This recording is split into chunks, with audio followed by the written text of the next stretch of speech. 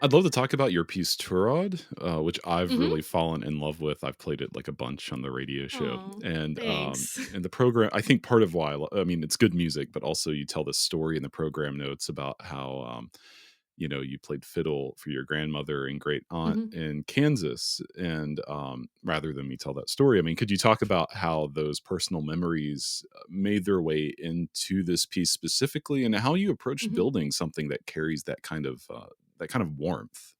Mm-hmm. Yeah. So I wrote that piece. It was like the first piece I wrote after acquiring my Hardanger d'Amore, which is this unbelievable instrument. Dan Truman, my teacher at Princeton, was the person who first created one of these, and this is actually the reason I went to Princeton to study with him. He created this instrument. Hardanger is a traditional Norwegian instrument. It's got just like a violin, strings that you play with a bow and you put your fingers down on them, but it's got strings that run underneath the fingerboard that you never play and they just ring sympathetically. Oh yeah. So it's kind of like a BYO reverb situation.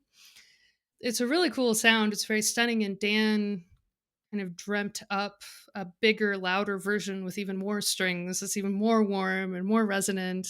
And I had heard him play, like, he has this incredible album with Caoimhín O'Reilly, a fabulous Irish fiddler.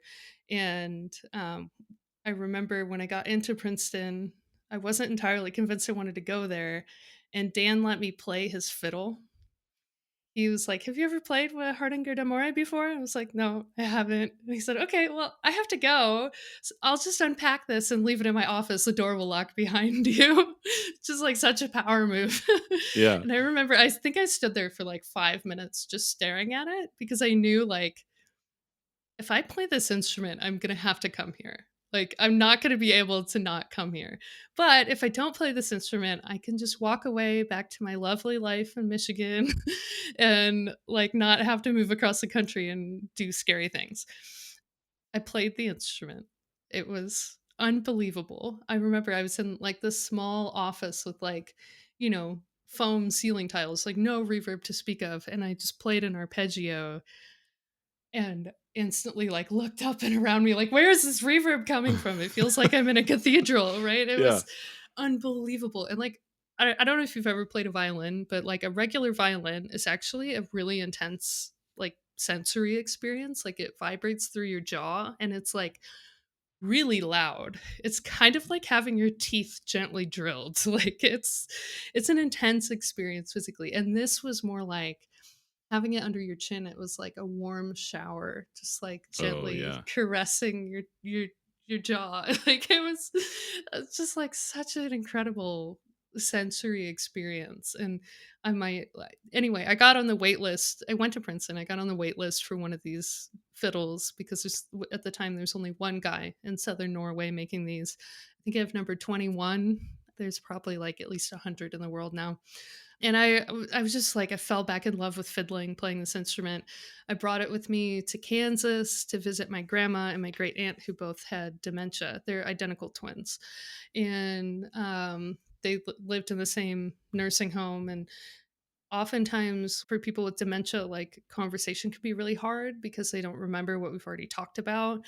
But like playing music for them was just like, it made everything so easy. Like they could just sit there and be present and didn't have to worry about whether or not they remembered something, and there's so much warmth in this like fiddle, in this Hardinger d'Amore. It just like filled these tiny, muffled rooms of their nursing home with like so much sound, so much warmth, and it felt like a way that, like, one of the few ways left I had to really connect with them. So I loved bringing it with me. I loved playing it for them every time I visited. And they'd always ask, like, "Did you bring your fiddle?" I'm like, "You remembered. You remember that I have a Yeah. fiddle." So like, this is really great. And my grandmother and my great aunt passed away within a year of each other around the time I wrote this piece. So the piece is kind of about just sharing that warmth and connecting with your people. My grandmother used to if she forgot what the conversation was about, she would look out the window at the sky, which is normally gray, and say something like, "Well, it's another gray day in the Midlands." So that was kind of like this kind of dark, stormy quality was something that I was thinking about in writing the piece. And the name of the piece, Turod, means like a break in the clouds. Like this, the sun shines through. So it was kind of a little bit of a love letter to they both feel like my grandmothers because they're identical twins. It's like two for the price of one. So it's like kind of a love letter to my grandmothers in that way. Well, and just hearing you describe playing this instrument in like a nursing home room, I think most of us have experienced being in that setting. And you're right. It's like, Yeah. I mean, necessarily, it's like usually sterile. It's, linoleum floors, drop ceiling. If we're thinking Yep. about it as sound people, it's like dead, it's dry. Yeah. Dead's not a great word to use. I'm sorry for No, saying, but no, but but actually, I because I almost use that word too. I think that's kind of spot on, right? There's something dead about nursing homes, and yeah. they don't need to be that way, right? They can be full of life, and I think yeah, that was something it very much felt like. Even though I knew their years were limited, to be able to be present with them in that way did feel like a moment full of life, and that was really meaningful. Well, and where it might be difficult to, transport them to a concert hall, for example, it sounds like you were able to kind of bring that experience to them with this instrument.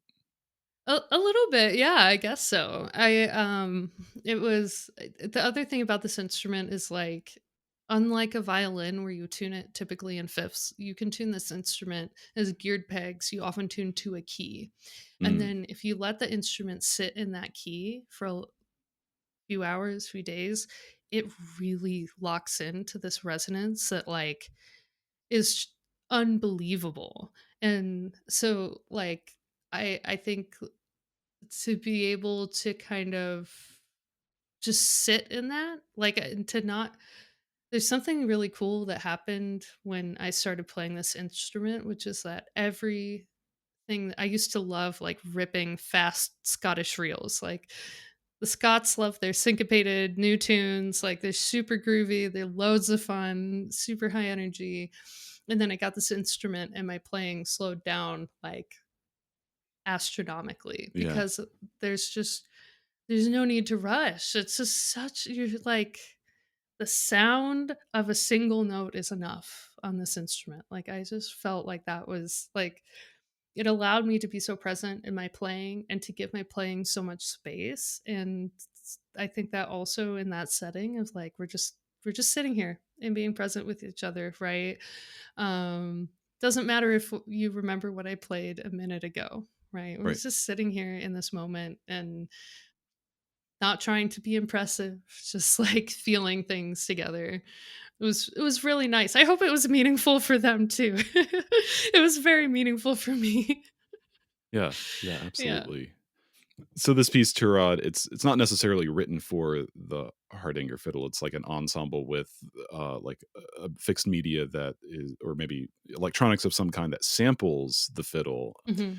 And so, I'm just kind of curious, more broadly. I mean, this could be for this piece, or hearing that this kind of coincides with you starting like a PhD. I'm sure that that kind of transformed your musical thinking in some way as well. So, how has playing that instrument opened up new ways of hearing and composing for you? Mhm. Yeah, I mean, it definitely got me on a spectral bandwagon, I'll tell you that much. Like, it's, because you hear things you never heard before when you're playing that instrument. Like, there is so much richness to the sonority. You start hearing these overtones, and you're like, "Wow, I didn't realize those overtones existed." Right? Because of course they existed.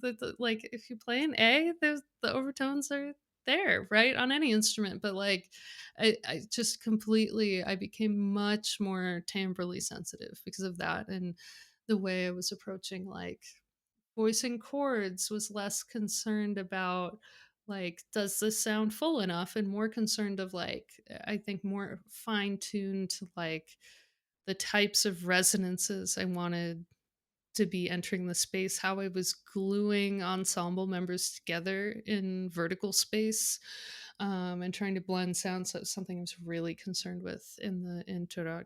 And I just like, yeah, there's a sensitivity to my verticality that I didn't have before, especially like as a vocalist and a fiddler. Those are single line instruments. So like I was really thinking melodically and really thinking linearly and about pacing and how everything connected and pulled us through time, but I wasn't satisfied with just sitting in a sound. Yeah. And that the instrument definitely allowed me to do that, and it helped my voice a lot too, I think, because like it's really hard to be comfortable with, like, I don't know, if you I mentioned like a single note on this instrument is enough, right? That's really uncomfortable. That's really an exposed thing to do, is like play a note or two notes and just sit in the resonance of that, and to think like this is worthy of being on stage. Mm. But if Yeah. you can get to a place like that, I mean, even within your own voice, it's like, yeah, no, I don't have to be trying 110% to make my voice sound really like convincing or powerful. Like it can be delicate, it can be fragile, it can be imperfect, and that can be really kind of beautiful, like having the fragility and imperfections. So I think it kind of, as a result, my music not only felt more comfortable vertically, but also kind of felt more comfortable being fragile, being something that wasn't forceful. Because I talked about how stubborn I was and how good I was at deflecting people who were saying things that weren't inclusive in our field, but that's not always true, right? And there's this idea that you have to write somehow music that is like academically justifiable or like complex, or like, especially as a woman, like if you write dainty music, then people are like, well, that's a woman writing dainty music. But if a man writes dainty music, it's like, wow, how brave, right? Right, right. And so I think I had to kind of deprogram some of that. And I was kind of coming back to like, no, just write the music you want to write. And, if people are going to think that I'm weak for it or whatever, I just don't care anymore. But that's something I kind of had to learn the hard way and learn slowly. But I think the instrument helped me get there for sure.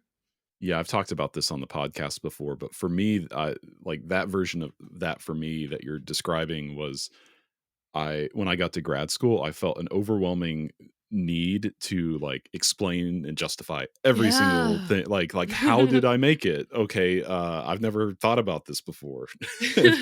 And like unlearning that has taken not Yeah. unlearning it, but like maybe like putting it in a more appropriate space in my brain, I'll say. Less Cuz judgmental space yeah, or something. exactly. Yeah. Exactly.